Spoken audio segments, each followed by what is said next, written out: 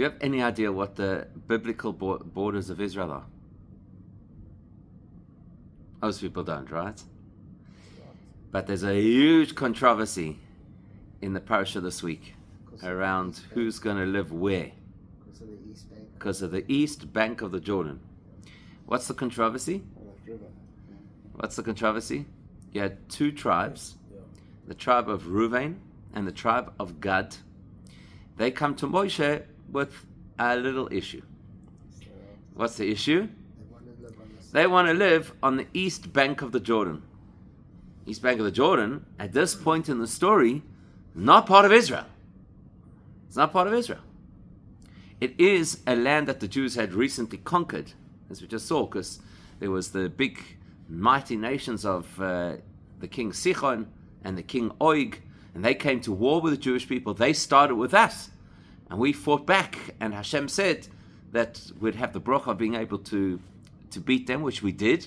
So technically this was conquered land, but it's not really part of Israel. And the tribes of Reuven and Gad, they come to Moshe and they say, look, it's all happening now. We're about to go into Israel. We saw in last week's parasha that they divide the land based on a goyrel, which is a lottery system. So Hashem decides who's getting which portion. Quite honestly, if Hashem's giving you a portion, you shouldn't second guess it. But Reuven and Gad, they come to Moshe and they say, we're interested, we've got our eye on this land to the east of the Jordan. Why? Why are they looking at that land? They say, it's very fertile. It's pasture land. The truth is, don't confuse fertile with pasture land. They're not the same. In fact, the Gemara discusses the concept that sometimes when land is good for grazing, it's not so fertile. So you can't really use it as farmland. That's why it's better for grazing. Can I ask a question quickly? What happened to Manasseh? Gonna get there. Okay. So, I'm telling the story as the story happens. The story happens that Reuven and Gad, they come to Moshe, and they're the ones who say, we have many flocks, we have many sheep, and we want to be able to be on this side of the land because that's where the grazing territory is. Let's just say Moshe's not so happy with their proposal. And Moshe gives them a tongue lashing. He says, you are essentially repeating what the spies did 40 years ago, 38 years ago. Because you had the Jewish people who were very enthusiastic to go into the promised land. They obviously embraced Hashem's promise. They looked forward to the land, etc. And then the spies came along and they said, whoa, who says we want to go there? We'd rather stay where we are. So Moshe says, you guys are doing the same kind of thing because we're about to go into Israel, and now you're talking about the fact that you'd rather be somewhere else. You are going to weaken the resolve and the enthusiasm of the Jewish people to enter the land, very much in the same way as the spies did back then. And the tribes of Reuven and Gad say, no, not at all. To the contrary, we're totally behind the project. In fact, we are willing to be the pioneers. We're going to lead the charge when the Jews go in to conquer the land. So don't worry about us. This was a serious concern because the tribe of Reuven was a powerful tribe, and the tribe of Gad were known to be exceptional warriors. So it was really important that they should be part of the conquest of the land of Canaan in order to make it Israel. So they said, don't worry about that. We're in. We're going to do this. We're going to participate. So Moshe says, okay, let's tie this in with a proper contract. And that contract is, we actually learn from here, the Rambam specifically says, we learn out of this story how you are supposed to make legal contracts. It's what's called a T'nai Koful. A T'nai Koful means a double condition. So double condition works like this. First, you have to say what you're going to do. In this case, we're going to lead the campaign to conquer Israel. Then you have to say what will happen to you if you do it. If you do it, you'll get the land on the east bank of the Jordan. Then you have to say what will happen if you don't do it. So, and you'll see this in the Torah. You see that Moshe says to him, and if you don't lead the charge to conquer Israel, then what's going to happen to you is you're not going to get this portion to the east of the Jordan. You're going to get a regular portion as was allocated to you in last week's parasha. Now, some of the sages make it even stronger than that. There's a midrash that says that not only was Moshe a little disappointed, shall we say, with the fact that they wanted to go and take this piece of land, which was not part of original biblical Israel. Not only that, but it says that Moshe criticized, what the people criticized these Reubenites and Gadites, and said, you care more about your money than you care about the Holy Land. Because this is your concern. Your concern is your sheep. And here Hashem has promised us the land that is flowing with milk and honey, the land that gives you the opportunity to fulfill all kinds of mitzvahs that you could not fulfill otherwise. It's a land of tremendous opportunity and promise, and you're telling us about your sheep. So essentially there's a tremendous amount of criticism that's leveled against the children of God and Reuven, even though in the end they get what they asked for. That's the story. Fast forward a little bit. When it gets time for them to actually receive their piece of land, as Dave said, suddenly there's another group in the mix. Half the tribe of Manasseh. They're suddenly added into the story. Now, how did they come to the story? The tribe of Manasseh did not ask for the land. They did not complain about the allocation they were given inside the true borders of Israel. They didn't claim that they had a tremendous amount of flock. So why did they suddenly get mixed in over here? And it's very weird, because only half of their tribe gets given land on the east of the Jordan, which implies that the other half of the tribe, they're given their land in biblical Israel. So where did they come into the picture? They were not part of this issue. So you go and you have a look at the Torah, and basically it turns out that Moshe, of his own accord, decided to give land to half the tribe of Manasseh together with Gad and Reuven, which is mind-blowing. This is the same Moshe who was so critical and so upset that Bnei Gad and Bnei Reuven wanted that land. Why would he now voluntarily include other people in this process? It seems totally contradictory. You're not happy with this. You're begrudgingly allowing it to happen. And in order for it to happen, you're piling on a whole series of contracts and limitations and conditions. But half of Manasseh, freebie.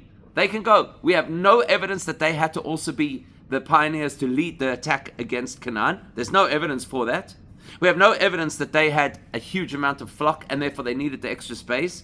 We have no evidence that they asked for this. Why is Moshe suddenly sticking them in? Doesn't seem to make any sense. Some of the commentaries, like the Ramban, for example. So the Ramban is, after Rashi, probably the next most common commentator on the Chumash. The Ramban is considered one of the commentators who looks at the simplest understanding first, although he does also include deeper levels of explanation as well. So the Ramban says this is what happened. He says what happens is, there's the whole negotiation. Eventually Moshe is willing to accept the idea that the children of Gad and Reuven are going to live to the east of the Jordan, provided that they are the head of the military campaign. And then they draw up the land that's going to be given to the tribes of Gad and Reuven. And guess what they discover? Says the Ramban. They discover that there's more territory than what these two tribes need. So you can't just have desolate areas. So therefore the Ramban says, Moshe decides to take half the tribe of Manasseh and put them into that territory to help populate it. Why Manasseh? The Ramban doesn't say necessarily. You could argue logically that the tribe of Yosef was a very populous tribe, so maybe they had extra people that they could afford to put, into that territory. It's a viable explanation. It leaves a few questions. For example, if I'm taking Gad and Reuven and half of Manasseh and putting them on the east of the Jordan, surely now in the territory of Israel, there's going to be extra space. So how does this help? Surely you're just pushing the same problem to the other side of the border. But there's a much more important question, which is, again, if Moshe is so upset at the thinking of Gad and Reuven, to the extent that he accuses them of being similar to the spies, even if there's going to be big areas of land that are not populated, surely that's not enough reason for Moshe to decide to stick other people there where he doesn't think it's a good idea. Unless maybe he does think it's a good idea. Because that's the logic, right? If Moshe is volunteering people to live there, he probably thinks it's a good thing. So now we're completely confused. Because when it's God and Reuven, it's a bad thing. But when Moshe decides to allocate the territory to half of Manasseh, it's a good thing. So which one is it? Is it good or is it bad to be on the east bank of Jerusalem, of the Jordan? Doesn't seem to make any sense.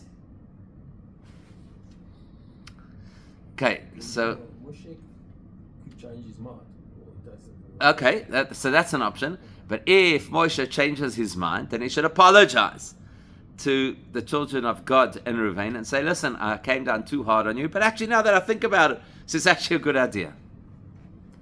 So we've got to work out something's not adding up in this story. Sometimes to answer a question, you have to go a little bit off topic. Because once you go off topic, sometimes you get the information that you need, which you'll eventually be able to use to address the question. So we have to go off topic for a second and remind ourselves of this. We know that Moshe doesn't get to enter the land, right? It's a very sad moment in Moshe's history where he's told that he's not going to enter the land. And he tries really, really hard, as we'll see in 2 weeks' time in the parasha, to pray for that to be changed. It's almost like, like getting a red card in a soccer game. Maybe if you can pray hard enough or speak to the right people, you can have it reversed. So Moshe wants to get his red card reversed. He wants to be able to go into Israel. And nothing happens. He can't. So what does Hashem allow him as almost a little compensation?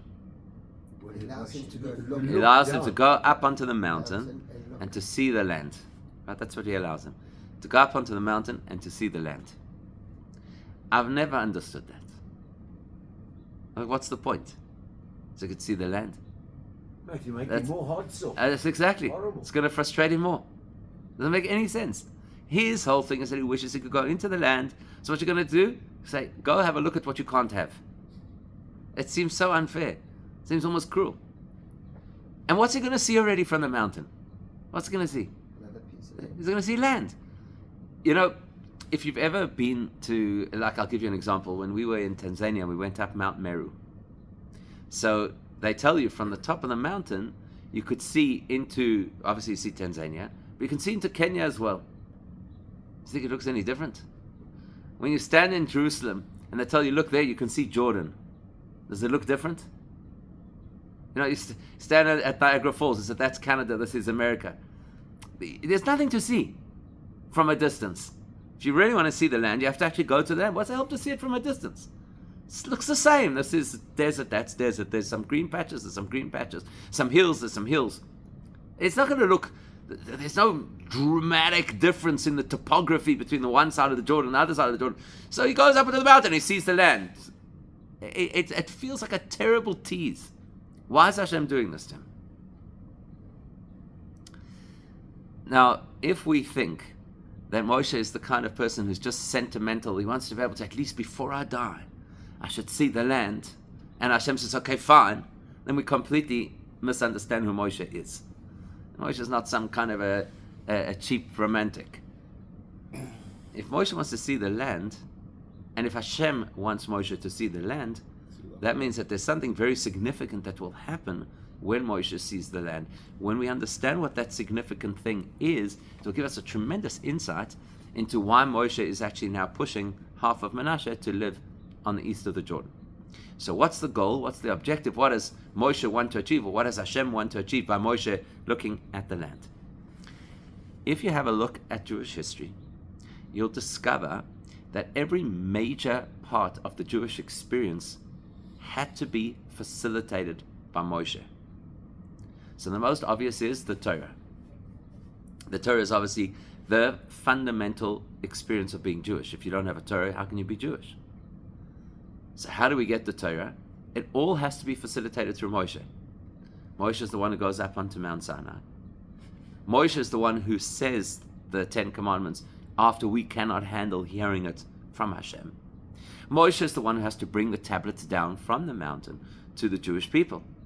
Moshe spends the next 40 years teaching Torah, he becomes the ultimate teacher of Torah in history. To the extent that we say today, Torah tziva lanu Moshe. Who instructed us the Torah? Moshe. You open up the first Mishnah in Pirkei Avos, and what does it say?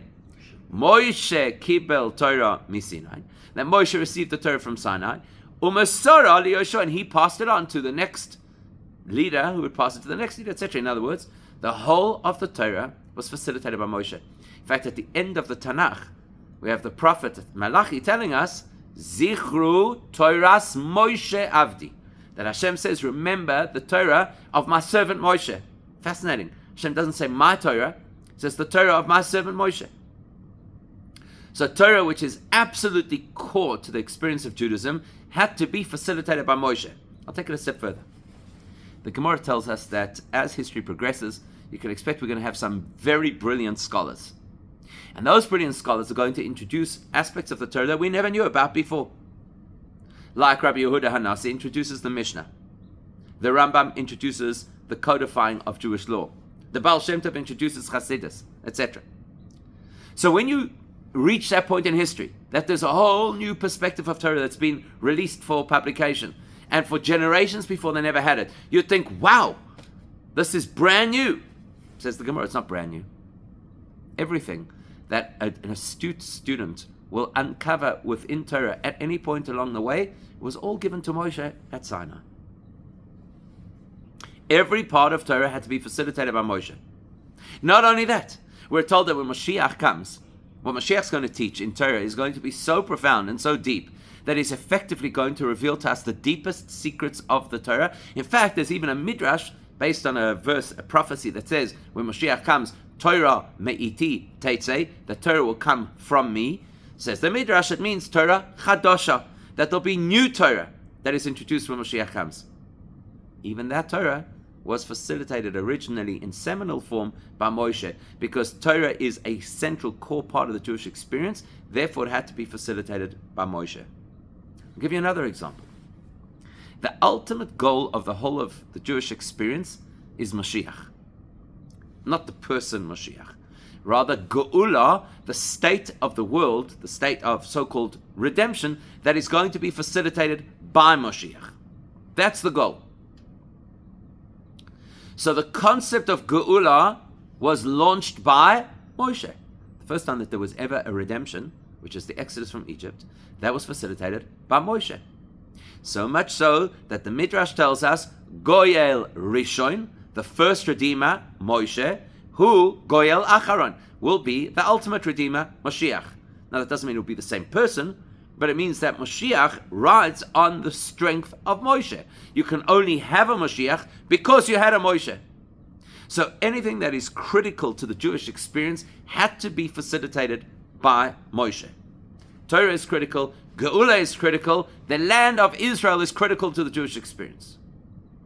Therefore, the land of Israel had to somehow be facilitated by Moshe, which is strange because Moshe doesn't go into Israel. So how could it be that our access to the land of Israel should be facilitated by Moshe without Moshe ever getting to Israel, without him even crossing the river? So in order to do that, Hashem takes Moshe up a mountain. He says, I want you to look at the land.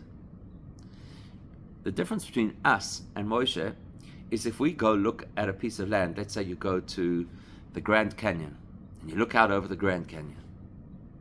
The Grand Canyon will never, ever have any evidence of the fact that you were there. You came, you saw, you took a selfie. That's it. Right? You definitely didn't conquer. Exactly. Exactly.